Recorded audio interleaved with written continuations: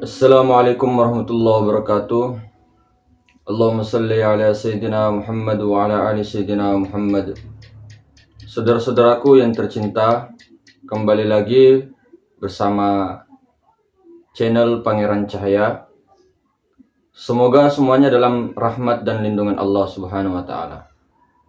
Saudaraku semuanya, mungkin dari kita ini mengira bahwa orang-orang yang lebih menyampaikan daripada keilmuan ma'rifat, ilmu-ilmu tauhid dan sebagainya, itu lebih kita agungkan daripada masuk ke dalam diri. Sebenarnya tidak juga. Ketika orang menyampaikan seperti ini hanyalah sekedar teori. Hanya sekedar paham. Semua tentunya dimasukkan ke dalam diri. Tilik lagi ke dalam diri, karena betul-betul kita yang ingin belajar seperti itu hanya ada di dalam diri sendiri. Di luar itu adalah tanda-tanda ataupun dalil-dalil, petunjuk-petunjuk untuk masuk ke dalam diri. Nah, setelah kita masuk ke dalam diri, masuk ke dalam rasa itu, maka nanti sampai pada puncaknya rasa yang tiada berasa. Sehingga kita ini bisa bersemesta dalam berjalan dalam kehidupan sehari-hari. Saudara-saudaraku yang dirahmati Allah Subhanahu wa Ta'ala, pertama-pertama sering dijelaskan oleh guru-guru kita, oleh saudara-saudara kita, bagaimana tingkatan pertama awal itu adalah tauhid. Bagaimana kita semua sudah ketahui bahwa Allah itu sudah Maha Esa, Maha Tunggal. Qiyamuhu ta'ala binafsi, yakni berdiri sendiri ya. Qul huwallahu ahad. Katakanlah, wahai Muhammad, aku ini Allah sendiri, tunggal. Maha sendiri, Maha Tunggal. Jadi kalau ada yang mengatakan dirinya hidup, dirinya hebat, dirinya bisa segalanya, itu adalah Fir'aun, itu adalah Dajjal, itu adalah Iblis, itu adalah Ya'juj Ma'juj dan sebagainya secara hakikat. Nah, lalu bagaimana kita awalnya untuk tauhid kepada Allah? Hanya dengan satu cara, yaitu menyerahkan seutuhnya diri, mengembalikan haknya Allah Ta'ala kepada Allah Subhanahu wa Ta'ala sendiri. Jadi kita meleburkan keakuan, tenggelam ataupun berlindung kepada Allah Ta'ala, yang dimana siapa yang berlindung kepada Allah di dalam bentengnya, maka pasti dia akan selamat dunia wal akhirah. Akan tetapi saudara-saudara, ketika dari manusia, insan itu sendiri tidak mengembalikan haknya Allah Ta'ala, maka saya tegaskan di sini saudara, kita ini akan dipaksa, ditarik paksa ketika nyawa itu mau diambil. Allah Ta'ala akan ambil paksa dengan perantaraan malaikat Israel, malaikat pencabut nyawa, memaksa dengan keras untuk mencabut semua haknya Allah Ta'ala. Karena apa? Batas kita ini sudah ditentukan saudara, entah itu 60-70 tahun, entah itu 30 tahun, bahkan ada yang 40 tahun, ada yang 20, macam-macam. Nah, itu batas kontrakannya. Maksudnya apa? Diberikan batas supaya si manusia itu bisa mengembalikan haknya Allah Ta'ala. Jadi sebelum batas kontrakannya habis, itu sudah dikembalikan haknya. Kita sudah kembali di situ, sudah melebur. Kembalikan haknya semua Allah Ta'ala. Agar kenapa? Ketika nanti ajalnya tiba, sudah tidak dicabut. Karena kenapa? Sudah kembali sebelumnya. Kita pahami dulu itu. Jangan sampai kita ini membuat Tuhan-Tuhan, membuat Tuhan-Tuhan palsu, dan meniadakan Tuhan yang sesungguhnya. Artinya apa? Kita selalu mengaku melihat. Kita selalu mengaku berilmu. Nah, kita selalu tinggi, maha besar, ya. selalu mau dihormati. Ketika orang itu tidak menghormati kita, maka kita marah. Inilah ciri-ciri Tuhan-Tuhan palsu. Kalau marah hanya sebatas seperti teriak untuk penegasan, misal, ataupun untuk pendidikan, itu tidak masalah. Yang penting di dalam batinnya dia itu tidak pernah menyimpan keburukan di dalam hatinya, di dalam dia punya kolbu. Seperti itu.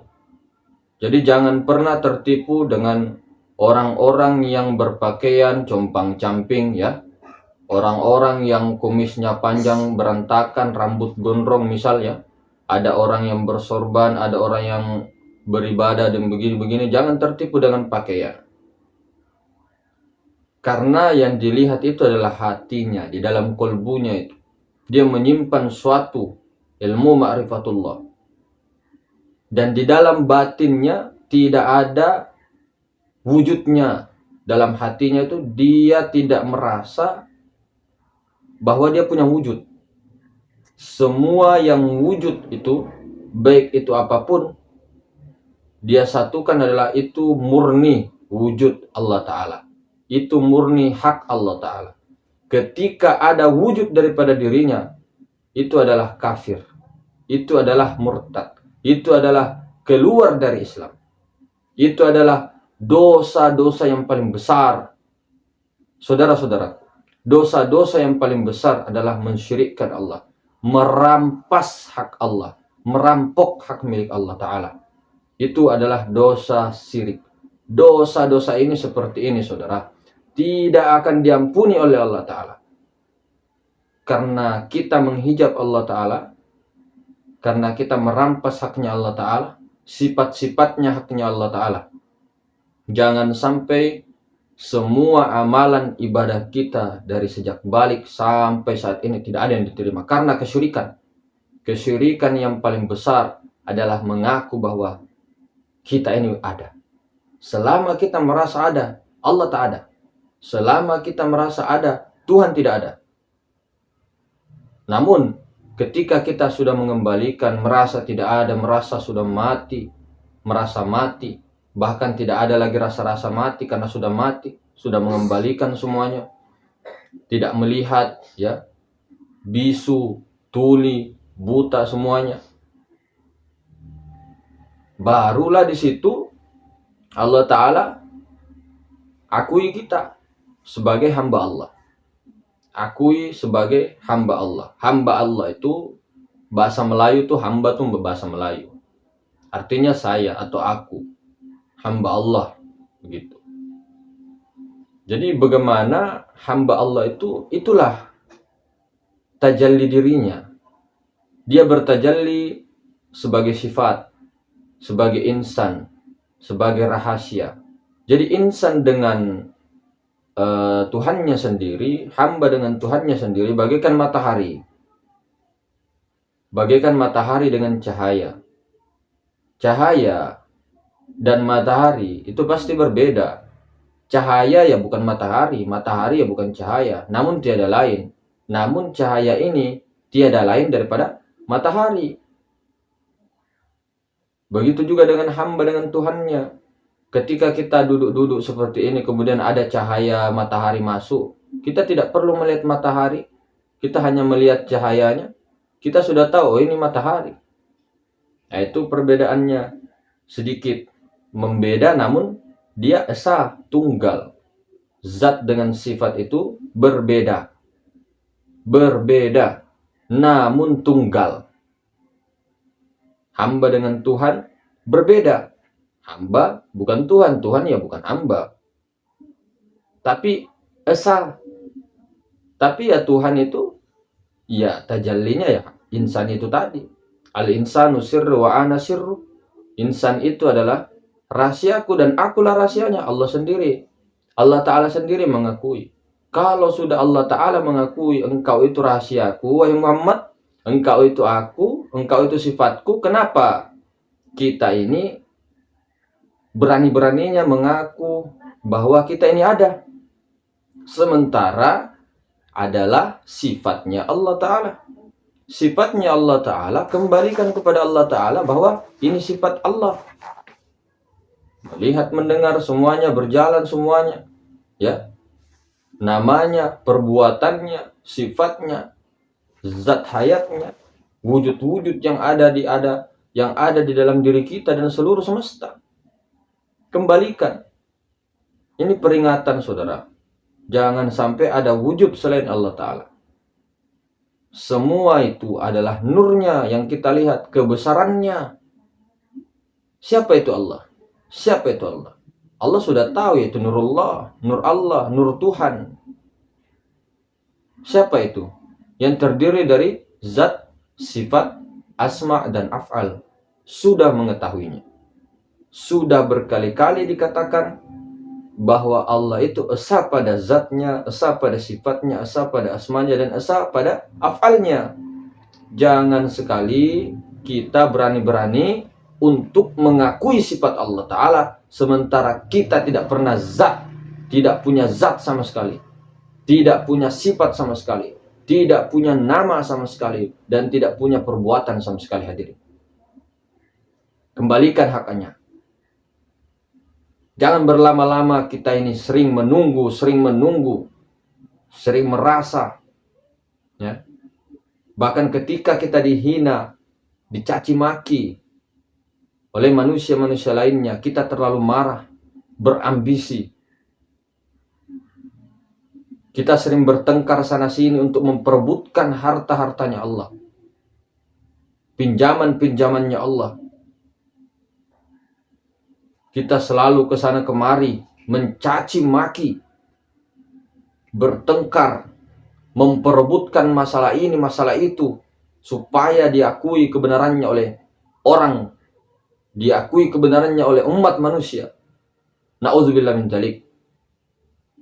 Banyak-banyak berselawat, banyak-banyak berzikir oleh Allah Ta'ala, kembalikan semuanya. Barulah ketika manusia itu mengembalikan, otomatis Allah Ta'ala sendiri, dengan pendengarannya dia mendengar, ya. Dengan penglihatan hamba itu penglihatannya Allah, geraknya semuanya, barulah diatur hidupnya oleh Allah Ta'ala. Allah Ta'ala sendiri yang bertajalli, full, sempurna, menjadi insanul kamil. Ketahuilah saudara-saudara, orang yang diangkat oleh Allah Ta'ala menjadi khalifahnya, utusannya, menjadi insanul kamil, pasti dan pasti dia akan mengikuti kekasihnya Allah, yaitu Sayyidina Nabi kita Muhammad Sallallahu Alaihi Wasallam. Itu sudah uswatun hasanah, tidak bisa diganggu gugat. Beliau adalah manusia kamil mukammil. Beliau adalah tajalli Allah yang sempurna, mazhar Allah Ta'ala yang paling sempurna. Hadirin, sempurna. Kau tahu kau tidak sempurna, mulai daripada beliau punya jasad, apalagi yang di dalam. Memang secara hakikat kita sama, satu daripada nurullah, satu daripada nur Muhammad. Tapi ketahui, ketika bertajalli, itu tajalli sempurnanya Allah Ta'ala kepada baginda Muhammad Sallallahu Alaihi Wasallam. Beliau sudah dijadikan oleh Allah Ta'ala, hakikatnya Allah Ta'ala lah itu, kalau kita mau tahu. Jadi jangan pernah menghina tajalli Allah yang paling sempurna, yang dimana para nabi pun tidak ada yang mampu menandingi daripada baginda Rasulullah SAW. Ini kita bicara teori, ini kita bicara ilmu, bicara secara akal bahwa itu Nabi Muhammad. Namun kalau kita bicara secara hakikat, itu tajalli Allah Ta'ala sempurna, Pak. Saudara, buka mata, hei kalian semua itu yang berani-berani menghina tajalli Allah Ta'ala yang paling sempurna, saudara. Semuanya kita ini adalah tajalli Allah. Semua ini adalah dia, sifatnya, asmanya, af'alnya. Tapi ketahui betapa bodohnya orang-orang yang tidak mengembalikan haknya Allah Ta'ala dan berani untuk menghina daripada tajallinya yang paling sempurna, Nabi Muhammad Sallallahu Alaihi Wasallam. Hadirin bukan Allah, saudaraku semuanya, itu tadi. Semoga kita semua diberikan kekuatan, diberikan ilham, diberikan warid oleh Allah Ta'ala bagaimana untuk mengembalikan semua haknya Allah dengan cara metode-metode terserah, metode yang mana yang paling engkau sukai, yang paling Allah sukai. Semua Allah sukai dengan yang baik-baik tentunya, akan tetapi semua punya jalur masing-masing, tidak masalah. Yang penting bagaimana caranya. Berbeda jalur, berbeda pemahaman, berbeda pendapat, jangan bertengkar. Jangan kita bermusuh-musuhan. Tetap berpegang kepada tali. Ketika kita bermusuhan, maka hancur sehancur-hancurnya. Maka jagalah kesatuan, karena kita ini adalah saudara, kita semua adalah kesatuan yang utuh, kita semua adalah satu jasad.